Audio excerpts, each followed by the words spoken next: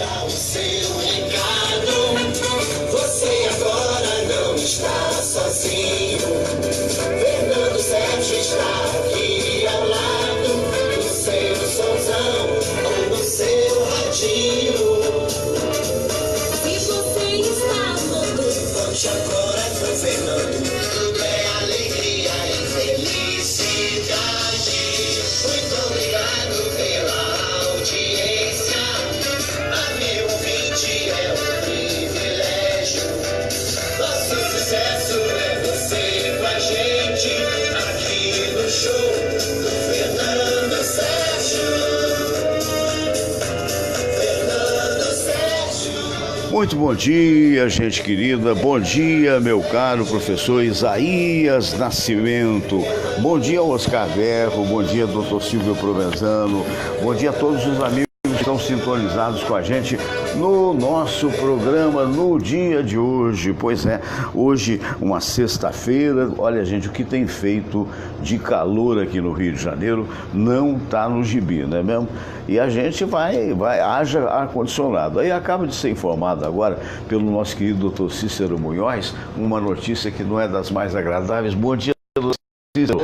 Abraço grande, que na verdade hoje a energia elétrica aumenta em 10%. E ele me fez uma pergunta que eu, obviamente, não poderia saber responder. Falou, Fernando, algum salário, algum provento aumentou em torno de 10%, mas isso político não está nem aí, né? Principalmente aquelas pessoas que dirigem serviços públicos e que são absolutamente transitórias, né? Isso é um outro problema, né? Porque você vê, se você elege um governo, qualquer que seja ele, seja você de esquerda, de centro, de direita, ou seja tico-tico no fubá, não importa.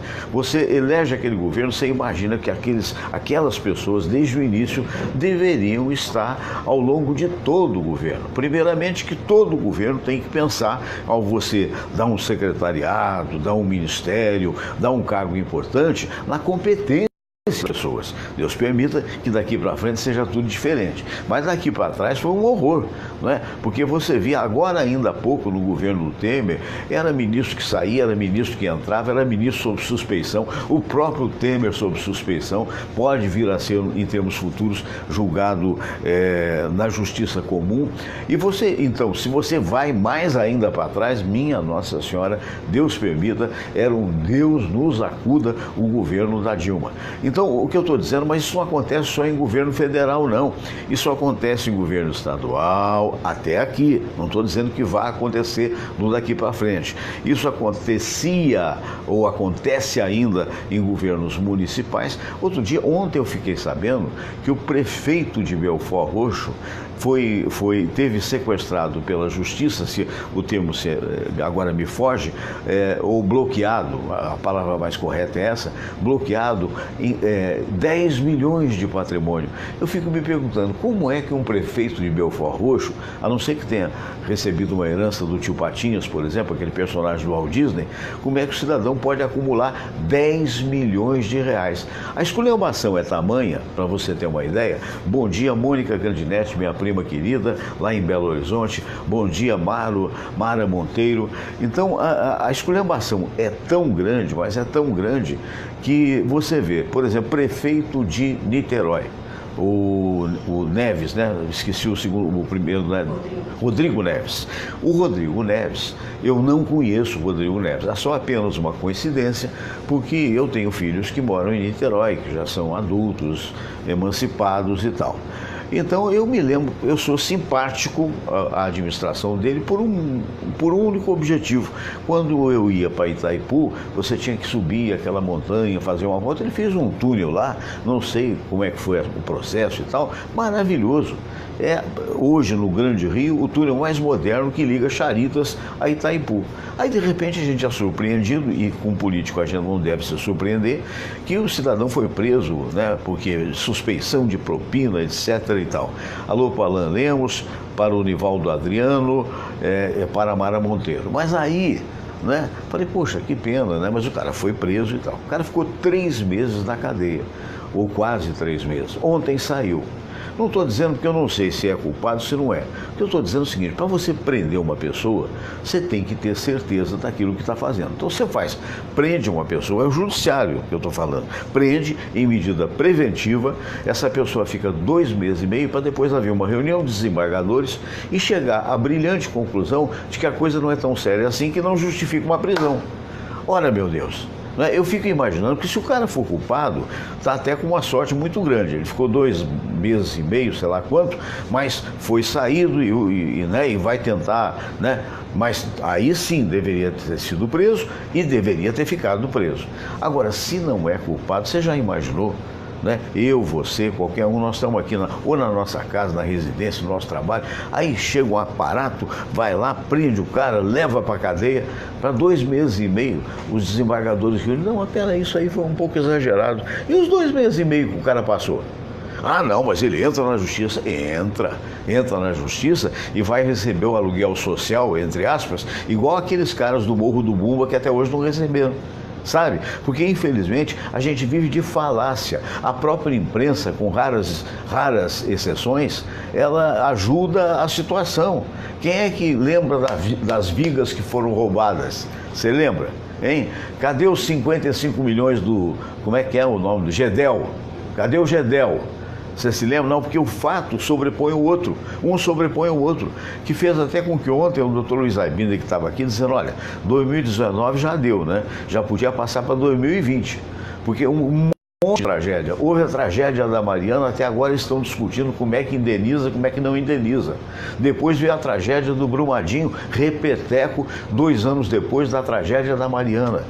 E você sabe que através da informação da imprensa, eu não tenho certeza, porque o que a imprensa diz, a gente nem sempre pode ter certeza. Aliás, é igualzinho a político. Ah, mas espera aí, Fernando. Não, tem alguns canais que têm uma credibilidade maior do que os outros. E você sabe disso. E tem jornalistas também que têm maior credibilidade do que os outros. Não são partidários deste ou daquele movimento político, que não pode ser. Você tem que tentar uma análise para que você possa aumentar, se possível, a sabedoria das pessoas. Me vendo agora o jornalista Amaury Santos, querido amigo, né, que brevemente estará aqui conosco, terça-feira estará aqui conosco. Amaury, durante muito tempo, foi uma pessoa importante na Rede Manchete de televisão, aliás, na Manchete Rádio.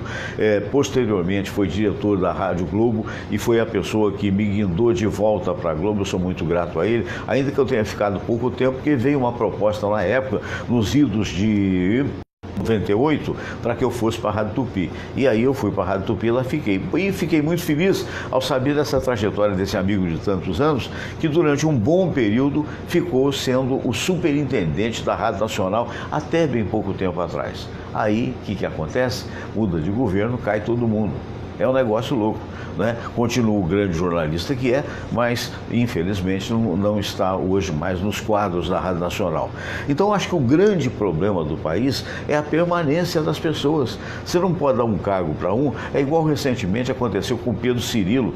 Ele foi guindado há 1 ano e meio a diretor do Hospital da Lagoa e depois chegaram para ele: olha, não é mais o fulano, é Beltrano. Quer dizer, sabe? Então não é que você eventualmente vai errar na condução de um problema, no apontamento de um profissional que teoricamente seria capaz e de repente não funciona. Tudo bem, mas só por indicação política é uma vergonha, porque aí o deputado de plantão, o mal desses políticos todos, eu conheci um bem de pertinho que diz assim: não, eu sou pragmático, e era mesmo. Então, por exemplo, se você era um limão que dava caldo, ele chupava o teu caldo todo e depois jogava no chão. E aí vinha para outro, o limão mais novo passaria a ter o prestígio que você perdeu. Quer dizer, e aí quando acontece esse tipo de coisa no Brasil, você sabe que a gente fica realmente muito desanimado. Eu vou contar a vocês que eu mantenho a esperança, mas é aquela história: esperança é a última que morre, né? Como diz o ditado. Mas é preciso mudar tudo isso, é preciso governar, é preciso que os nossos governantes tenham esta competência e entendam: eles não foram eleitos para dar declaração, eles não foram eleitos porque são bonitos, Eles foram eleitos porque o cidadão que colocou nele, neste ou naquele, o voto, colocou através da competência. E é através da competência que as coisas têm que acontecer. Hoje eu estou tomando uma surra desse computador, gente, vocês não acreditam. Olha lá, tá vendo? Ah, maravilha. Tem dia que é um negócio muito louco. Vamos ao momento de oração, daqui a pouco a gente vai lá para o debate. Aliás, na verdade, hoje será muito mais uma entrevista no recebimento de um querido amigo, porque acho que o nosso Provenzano, por qualquer motivo, ele deve ter mandado um recado, mas eu não vi o WhatsApp. Não vem. E eu também, o Manuel Dionísio, teria um outro tipo de atividade. Mas você está vendo ali, tomando um café, toda feliz, porque agora não tem jeito, ela não gosta muito de aparecer. Dá um adeuzinho, Samira. E está lá com a caneca do Flamengo, só para contrariar a mim e ao Cícero Munhoz, que somos vascaínos. Mas não há de ser nada, não. Sérgio Barcelos, um abraço grande para você também. Falar nisso, o nosso Vasco ontem fez uma bela partida. Vasco e Avaí, ganhamos de 3-2, bobeamos ao tomar o segundo gol, mas seja o que Deus quiser. Vamos à oração. E depois, a oração ecumênica que um dia Jesus nos ensinou. Deus nosso Pai, que sois todo poder e bondade, dai a força àqueles que passam pela provação. Dai a luz àquele que procura a verdade. Põe no coração do homem a compaixão e a caridade. Deus, dai ao viajor a estrela guia, ao aflito a consolação, ao doente o repouso. Pai, dai ao culpado o arrependimento, ao espírito a verdade, à criança o guia, ao órfão o pai. Senhor, que vossa bondade se estenda sobre tudo que criastes. Piedade, Senhor, para aqueles que não vos conhecem. Esperança para aqueles que sofrem. Que a vossa bondade permita aos Espíritos Consoladores derramarem por toda parte a paz, a esperança e a fé. Deus, um raio, uma faísca do vosso amor pode iluminar a terra. Deixai-nos beber nas fontes dessa bondade fecunda e infinita, e todas as lágrimas secarão, todas as dores se acalmarão. Um só coração, um só pensamento subirá até vós, como um grito de reconhecimento e de amor. Como Moisés sobre a montanha, nós vos esperamos com os braços abertos, ó bondade, ó beleza, ó perfeição. E queremos de alguma forma alcançar a vossa misericórdia. Deus, dai-nos a força de ajudar o progresso a fim de subirmos até vós. Dai-nos a caridade pura, dai-nos a fé e a razão, dai-nos a simplicidade que fará de nossas almas o espelho onde há de se refletir a vossa santa imagem.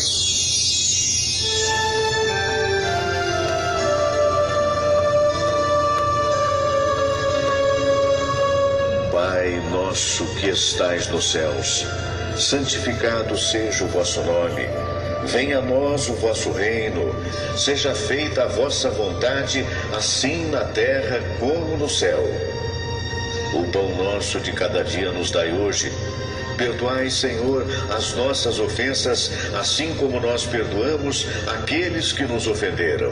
E não nos deixeis cair em tentação, mas livrai-nos de todo mal. Porque teu é o poder, e tua é a glória, por todo sempre. Amém. Então tivemos aí esse momento. Quero mandar um abraço para o João Batista da Silva. Alô, João Batista da Silva Rocha, né?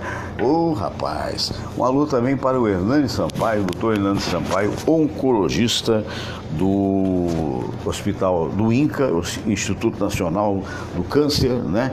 Hospital fantástico que tem aqui. E vamos aqui com o nosso querido doutor Luiz. Olha, falar doutor. Tem um doutor que tem nesse programa que o Luiz Abinda. Um abraço para o Luiz Abinda. Mas eu vou falar com o nosso querido doutor Cícero Munhoz, diretor do Hospital Alemão do Amparo, médico dos mais qualificados, cardiologista. Muito bom dia. Bom dia, Cícero. Bom dia, internauta. É sempre um prazer estar começando meu fim de semana aqui Lá ao lado da Samira e eu vou até fazer uma coisa que na TV comum, mas quando é ao vivo a gente pode fazer. A gente não deve passar na frente da câmera. Mas eu vou ficar daquele lado porque eu estou achando que aqui tá bom, porque eu estou achando que os nossos convidados não vêm sim vir, depois eu passo na frente da câmera de novo. Né? Mas, meu caro Cícero, eu estava aqui pensando com os meus botões, seria interessante que você contasse a situação daquela árvore do cai não cai lá em Jacarepaguá, onde você mora, e as agruras que um cidadão comum passa para tentar... Infelizmente, eu estava conversando aqui com a Samira, antes do programa começar, sobre a dificuldade que a gente tem em conseguir coisas que não são favores, né? É obrigação de um órgão que você paga, que você, né? Regiamente. Você tem uma TV a cabo, a sua energia elétrica, né? A sua água. Ninguém está te fazendo um favor, ele está te fornecendo e você está pagando por aquilo. Então eu tive um problema agora na semana passada, eu avisei a Light durante toda a semana, eu comecei na terça, quarta, quinta, avisando, olha, tem uma árvore que em virtude dessas últimas ventanias, ela vem tombando e vai cair em frente à minha garagem, aqui no meio da rua, pode ferir alguém, pode trazer um acidente. E sempre, protocolo, já estava com uma coleção de protocolo. E dá uma raiva, né? Para anotar protocolo. Você quer anotar o protocolo, vontade de falar, não quero mais. Não quero. Mas você tem que ter aquilo na hora que você vai se queixar. Eu fiz uma queixa formal à ANEEL. Sim. Porque você não pode passar em branco. E dessas queixas todas, absolutamente nada foi feito. E quando eu acordo no sábado de manhã, tenho a surpresa de olhar pela janela e ver que a árvore estava no chão. Olha só. E aí depois passei o fim de semana todo com aquela árvore em frente à minha casa, preso em casa, porque não tinha como sair com o carro. E aí, segunda-feira de manhã, quando eu vou trabalhar, às 6h30 da manhã, me aparece um carro da Light, dá uma olhada de 2 minutos e diz, olha, não dá para fazer nada não, porque a árvore não está em cima da fiação.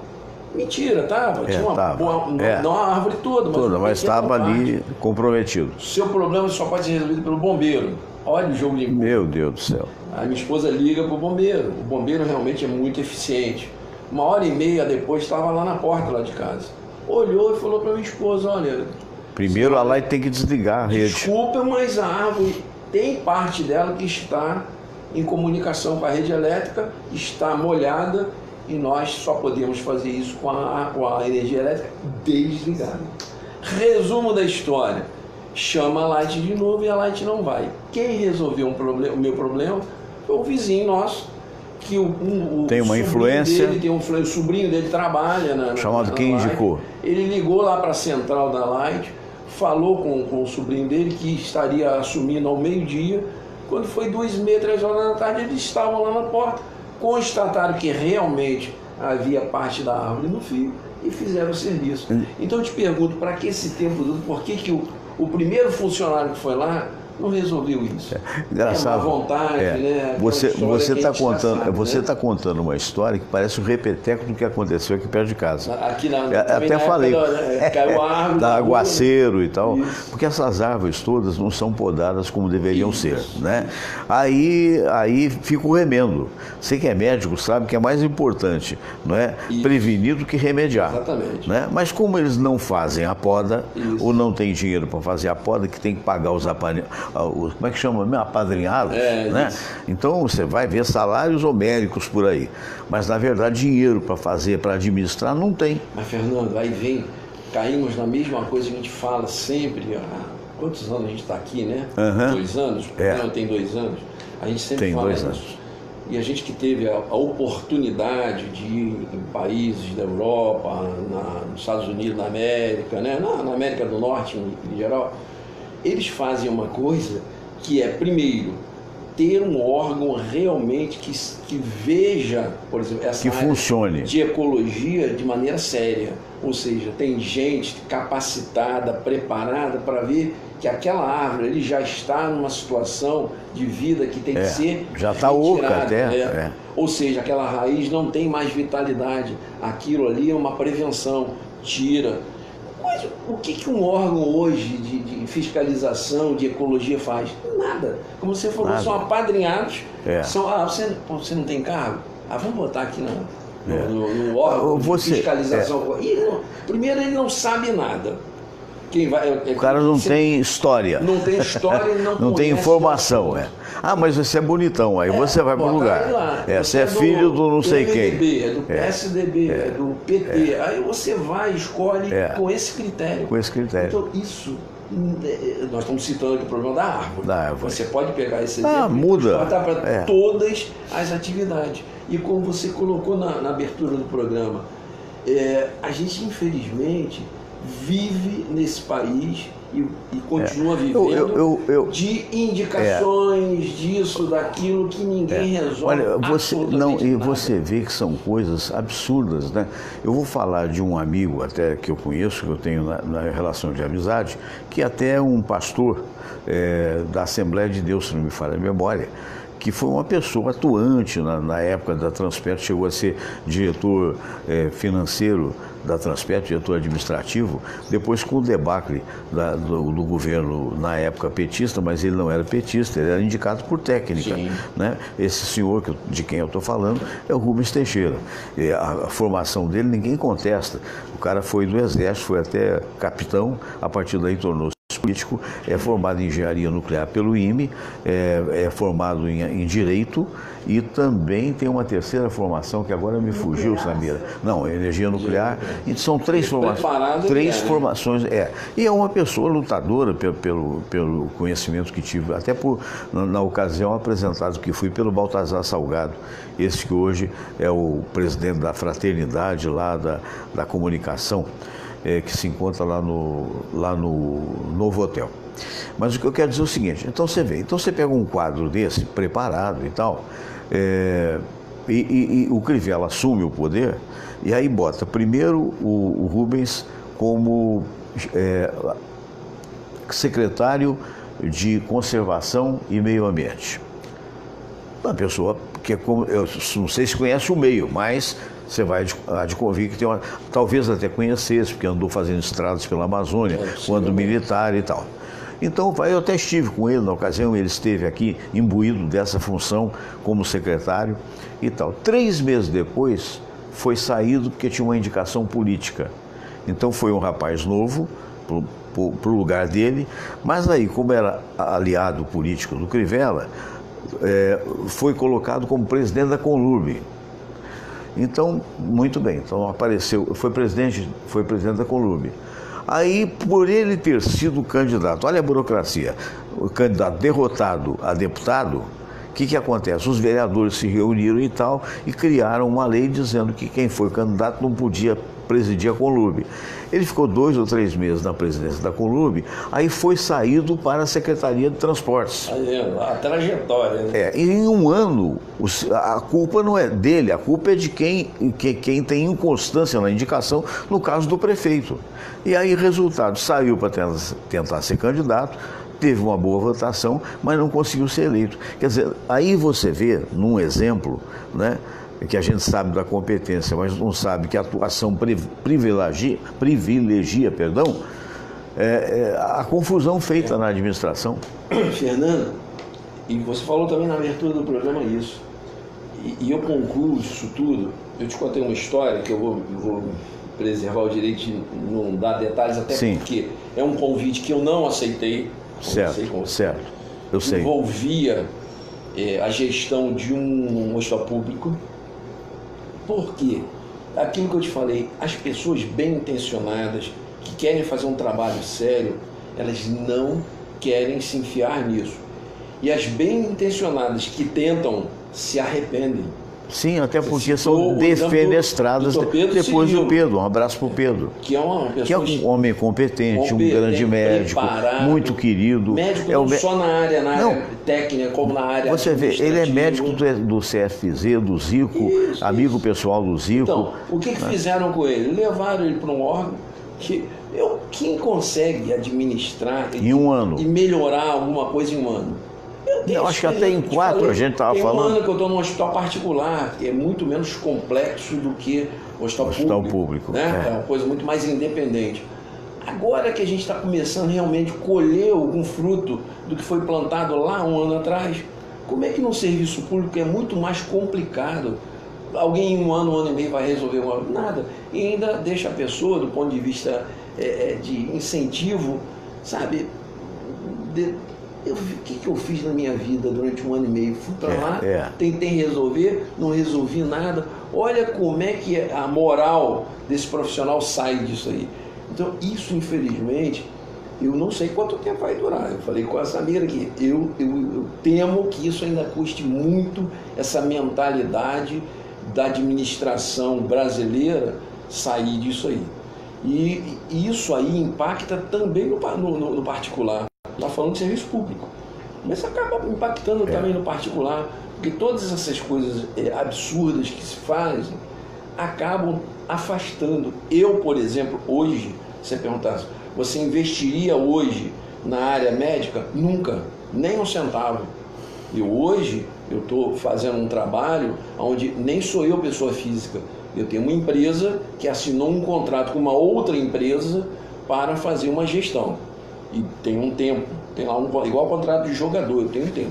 Agora, se eu fosse fazer isso no meu hospital, ou criar um hospital que criaria empregos, né? Eu não faria isso. No Brasil, nunca. Então, quantas pessoas que hoje poderiam investir, abrir empresas, criar empregos num país que tem ainda mais de 10 milhões de desempregados, quem quer fazer isso? Pouca gente eu conheço. E os que fazem, a gente vê as situações aí, OAS, do Odebrecht, não sei o quê. Quando entram, eu não tô é uma coisa viciada. Eles, mas eles entram... Mas se não der propina, não faz a obra, infelizmente. Isso, tem um amigo meu que vende... Pode ser que mude, médicos, né? E vende para o serviço público. Ele ficou agora em situação muito difícil, porque ele estava com mais de 12 milhões para receber, e por causa dessa crise toda, o governo não pagava ele. E eu perguntei ele, vem cá, mas como é que complica? Ele falou, olha, eu olho, todo mundo olha e vê a Odebrecht, a OAS, essas grandes empresas, né, não só de engenharia, e fala, ladrão, dá propina, mas se não der, eles não vão fazer não obra. Vão sobreviver. Não vão sobreviver. Quer dizer, essa foi a política que se criou nesse país. E que precisa urgentemente começar agora, a ser... com relação a isso, quer dizer, um dos emblemáticos de mudança foi, sem dúvida, e tem sido a Lava Jato. Sim, né? Só que agora mudou um pouco a estrutura, e eu estava vendo um comentário do William Vac, que eu pretendo colocar, de repente, falar na semana que vem, em que ele afirma que isso aí não deixa de ser uma cessão, digamos assim, no sentido, com C, é isso mesmo, né? É você ceder alguma coisa, para eu não confundir com sessão de cinema, que é outra coisa.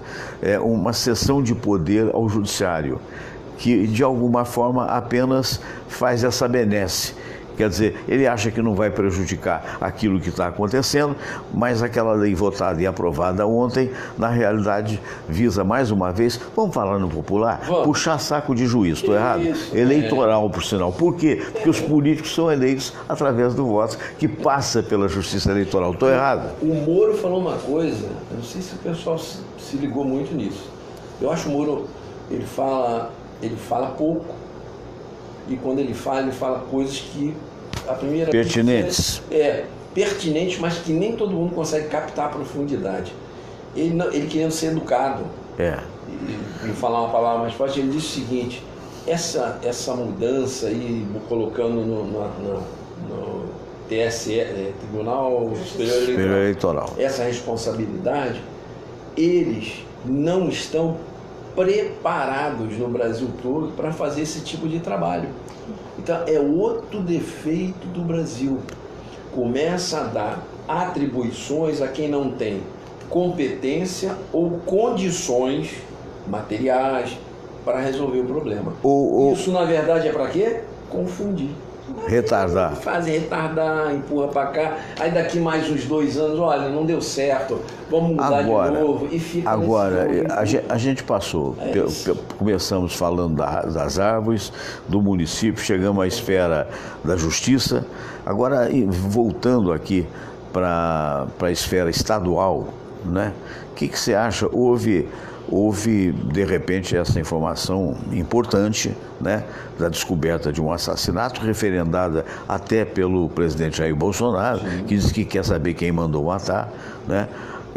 Um trabalho muito bonito, bem feito pelo delegado Gineton e também com apoiamento da Polícia Federal e do Ministério Público, né? Parabéns às promotoras que deram entrevista e tal. Então, descobriu-se, do ponto de vista do Ministério, os réus, aquele que atirou e aquele que conduziu o carro, muito bem. Só que agora vem de público o nosso governador, Wilson Witzel, né, dizer que o Gineton vai fazer um intercâmbio na Itália de 4 meses, que foi o homem que liderou a investigação, porque ele está muito estafado, estava muito cansado do trabalho que teve. E aí ele emendou, o governador, você deve ter visto a entrevista, dizendo que é natural que isso aconteça, vem uma pessoa mais descansada e tal, e vai dar andamento. Era para mudar isso assim logo depois da descoberta do crime? Eu não entendi bem. Queria que, se você tiver uma visão maior, me explique. Completamente inoportuno quando uma situação de tanto impacto que houve. Que levou um ano. Levou um ano aí, né, com idas e vindas. Na hora que você consegue.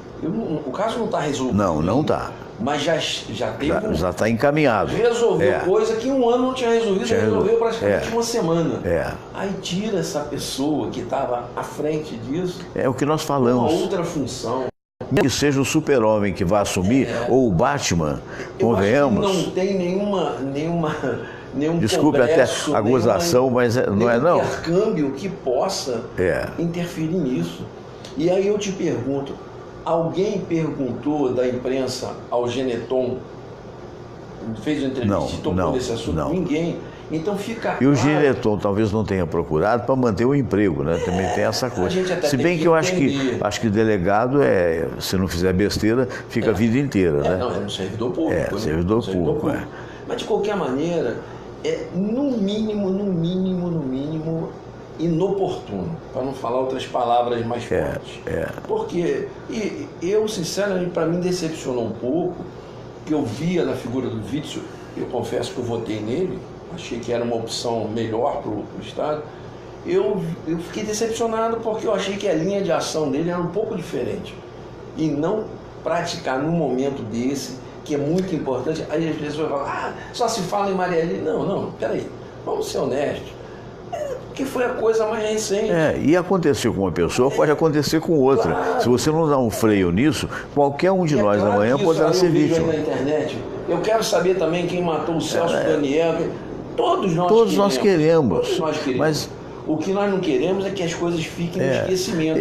Quando comece a aparecer lá a pontinha do iceberg, alguém vai lá e afunda de novo. Eu quero parabenizar você por esse raciocínio, que é o mesmo meu.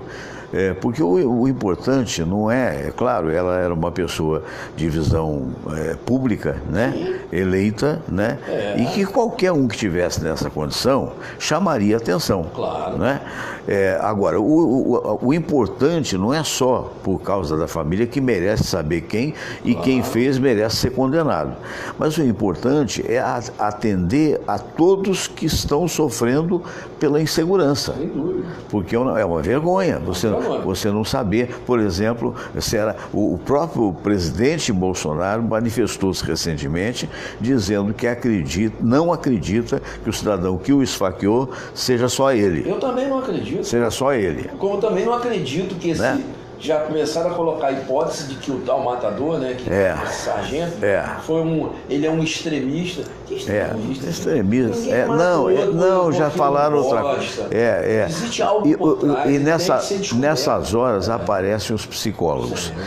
Deus me deu alguns amigos queridos que são bons psicólogos e tal, mas até nisso, como você vai ao médico, você tem que, se necessário for, ter uma segunda opinião. Se você não confiar no seu médico, você passa para outro. natural, se não confiar no comunicador e assim sucessivamente. Quer dizer, meu Deus do céu, a pessoa tem que perceber esta realidade, né, desses acontecimentos, e que foi um gol, digamos assim. Você, tá bom, tá aí, é esse, né? Obviamente tem que ter a aceitação do judiciário. Com certeza. Né, na condenação dos indivíduos. Agora tem que saber quem. Não, que isso tem que ser resolvido, não tem dúvida. Que essa saída do Geneton foi totalmente extemporânea, uma coisa fora de qualquer propósito, foi. Não tem justificativa, é você tentar justificar o injustificável. Ah, mas ele vai para uma... Vai 4 meses na Itália, um intercâmbio cultural. Quer dizer, o cara está na mais importante investigação que vai mostrar que a polícia é competente na vida dele, profissional. Aí não parou, você está comandando muito bem o quartel direitinho, mas agora você vai para a Itália, vai para Roma, vai descansar. Quer dizer, o que eu não consegui entender, e talvez você também não saiba, até porque nós não estamos ali no palácio, né? É qual foi a intenção real, porque engolir a explicação não dá para engolir. Não, e outra coisa também, se você começa vamos dizer, a puxar o fio da meada, já começou a aparecer ligação, com compra de arma no exterior, que o cara é matador de aluguel. 117. O matador de aluguel vai matar, seja a Marielle, seja o Bolsonaro, porque ele não gosta? Será que é assim mesmo? Não, ele é profissional. Ele é profissional. Lamentável, mas é. Um profissional, mas alguém encomendou a ele um trabalho, que era o trabalho que ele sabia fazer, o quê? Matar os outros. E os advogados que o atendem? E agora já puxou, teve um que disse assim, isso aí é o transtorno compulsivo, patatinha. Mas você pode dar nome o que quiser, e na verdade isso é apenas uma maneira de esquecer o principal. O esfaqueador do Bolsonaro também foi considerado insano, né? Isso aí vai acontecer toda vez que tiver um crime de alta repercussão. O advogado sempre tenta uma saída, né? Ele vai tentar. E a saída que eles acham melhor, por exemplo, esses 2 meninos aí que mataram 8 lá e depois um matou o outro lá, um matou e se suicidou. Se eles estivessem vivos, certamente os advogados viriam. É menor, é de menor. É insano, tem problemas psiquiátricos graves. Tá bom, ok, até que fosse. Nos Estados Unidos, na Europa, foi considerado mesmo. Primeiro ele ia passar por uma banca, não é o médico indicado por A por B. Ele ia passar por uma banca de psiquiatras. É maluco mesmo, ele é desequilibrado mental, é o quê? Manicômio judiciário pro resto da vida. Não, você sabe que... Não podemos achar que o cara é inimputável e vai pra rua conviver conosco para tentar matar outras pessoas depois. Não, essa coisa é tão séria que eu me lembro de um caso ocorrido há uns 20 anos atrás, em Minas Gerais. Eu tinha um grande amigo psicólogo que, lamentavelmente, faleceu vítima de infarto muito cedo, né? O Juninho, Sebastião Cícero de Aragão Júnior, seu Xará, grande amigo. E sempre foi uma pessoa competente, e ele era o psicólogo da penitenciária de Linhares, em Juiz de Fora, que eu até visitei lá. Eu entrei até numa cela para conversar com o cara que fazia artesanato, com ele inclusive e tal. E ele me contou uma das histórias dele que era frustrante, mas aconteceu.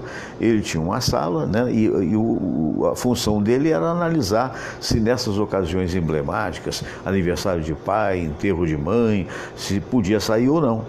Então ele falou, Fernando, eu tinha 2 profissionais, 2 detentos aqui, que os caras eram acusados de homicídio e tal, mas já estavam cumprindo pena há um tempão. E durante 2 anos eu atestei, os caras tinham se convertido, entravam para falar com Bíblia na mão e não sei o quê, tinham excelente comportamento. Então, quando chegou aquela coisa do chamado, da saída por isso ou por aquilo, que eu não me lembro a data, foi me perguntado pelo diretor, todos os testes a nível de psicologia estavam favoráveis, então tudo bem e tal. Não, então pode sair, o doutor com 48 horas, o diretor da penitenciária, agora vai sair, mas vai com o guarda junto. Até onde eu soube, o guarda foi esfaqueado e largado, morto, na beira de um rio, E os caras, até onde eu soube, que depois ele faleceu, não tive mais com ele, os caras sumiram no mapa. Quer dizer, como é relativo essa coisa, né? É aí que eu volto àquela velha história que a gente sempre fala aqui também. Eu sempre falo isso. Eu, para evoluir na minha profissão, eu, não só a nível do Brasil, eu fui a congressos, eu fui a cursos, fui a encontros, né, dentro da minha área.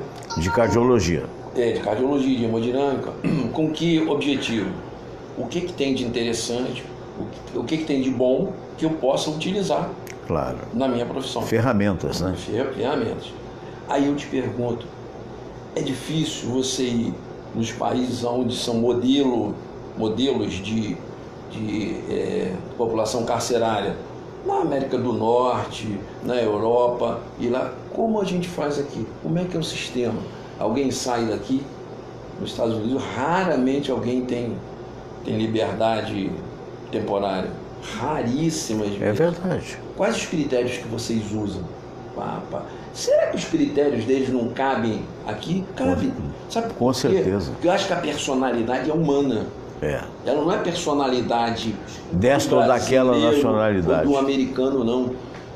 O Aibinder pode colocar isso aí, quando ele vier aqui, você pergunta a ele, quantos % da população tem algum distúrbio mental? Você vai ficar apavorado. É quase 1/3 da população. É muita gente. Mas por que que alguns desenvolvem isso para o lado negativo e causa tudo isso que a gente vê? Então, essa atividade de dizer, não, ele tem bom comportamento, dentro da cadeia. Quando ele sai dali e vai para um ambiente onde ele se sente à vontade volta tudo aquilo, livre, né? Mesmo que temporariamente, será que não volta à tona uma série de coisas que ele praticava? Muito provavelmente sim. Eu não sou psiquiatra, nem psicanalista. Mas até pelo que a gente vê por aí, pela lógica do fato. Médico, né? É só entender a coisa pelo lado... É bem provável que sim.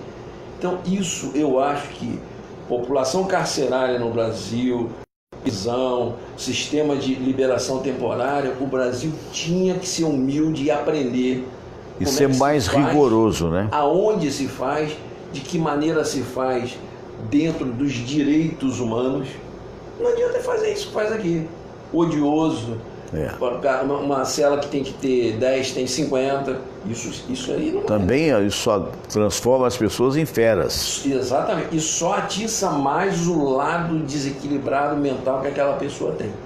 Ou seja, desenvolve um ódio maior em cima daquele distúrbio que ele tem. Então, eu acho que esse é o problema do Brasil. O Brasil, os brasileiros, os políticos brasileiros se acham os melhores, se acham os que sabem tudo e nada fazem.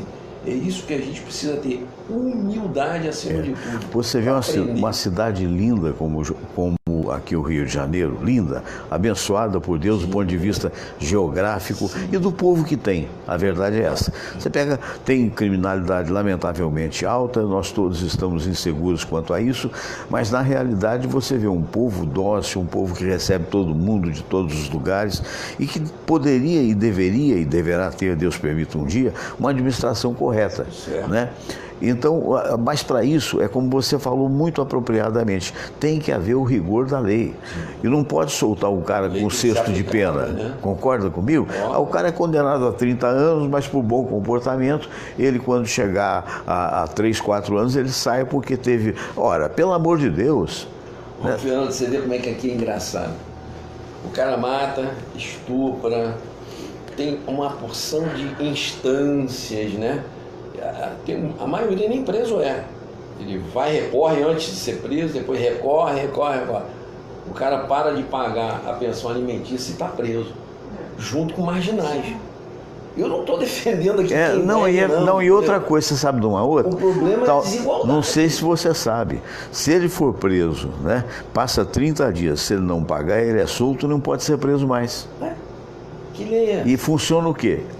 Que lei é essa? Sabia disso? Pelo menos foi o que vários advogados me explicaram, eu também não sou advogado, se eu estiver errado, por favor, corrijam, mas é isso, é um negócio absurdo. Eu quero mandar um abraço para Walter Silveira, para Regina, brasileira, sabe? Regina Brasília Gonçalves e Rodrigo para Solis também. a Fátima Gomes e o Rodrigo Solis. Alô, Rodrigo, abraço. Doutor Hernani Sampaio, bom dia e bom programa para todos. Doutor Hernani, se tudo correr bem, ele se aposenta depois de 45 anos de atividades no INCA, como médico oncologista. Ele não gosta que eu fale isso, mas ele tem no currículo dele milhares de curas, inclusive de pessoas que estavam meio que desenganadas. Esse é um profissional que honra a medicina, sem dúvida, e é um querido amigo mesmo. E ele disse: Fernando, em abril eu vou estar aí de volta, que maravilha.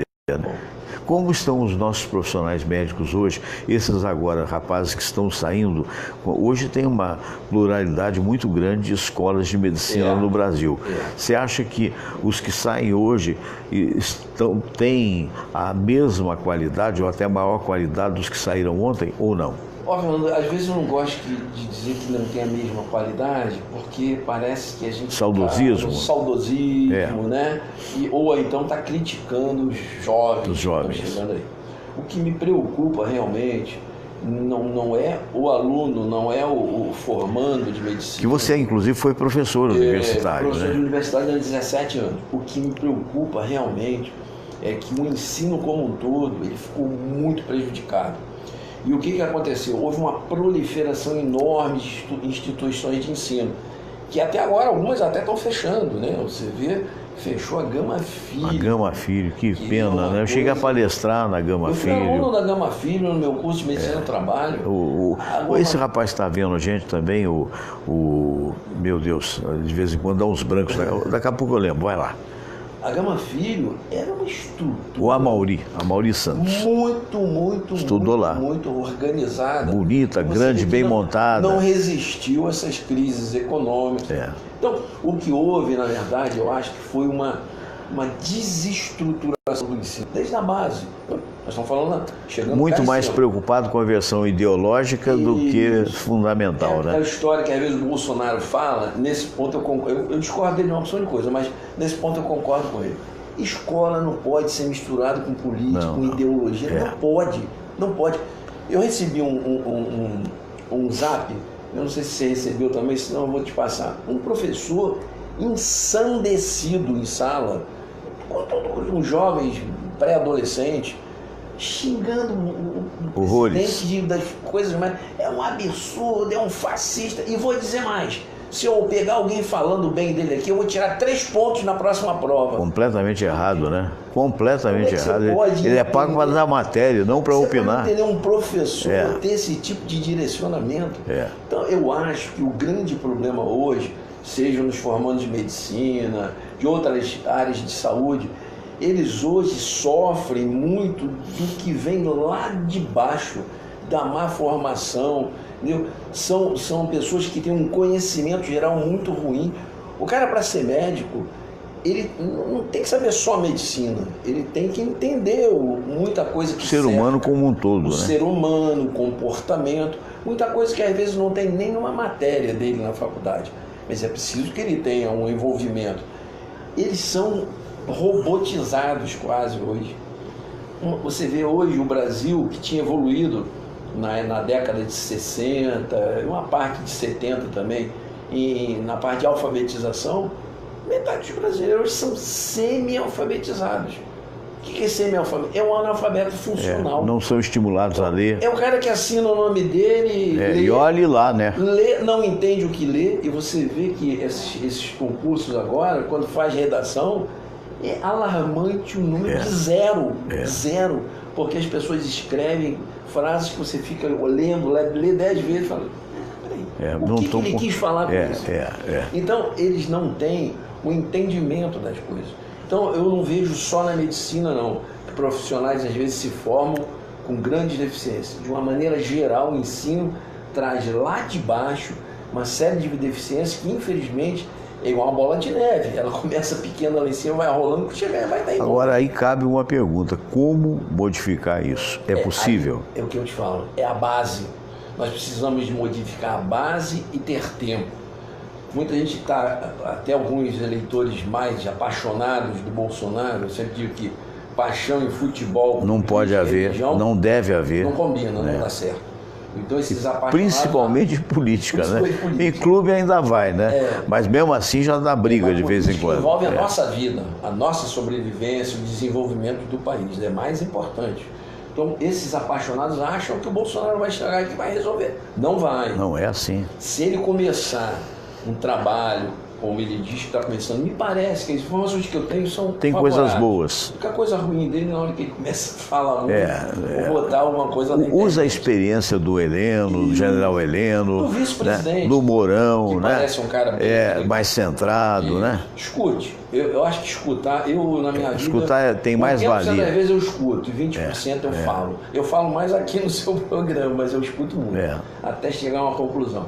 Então eu vejo que essa modificação da base, preparar melhor os professores. Na minha época, uma boa parte da minha família, das minhas primas, de pessoas mesmo conhecidas, tinha um orgulho enorme de ir hoje para a escola normal. Carmela Dutra.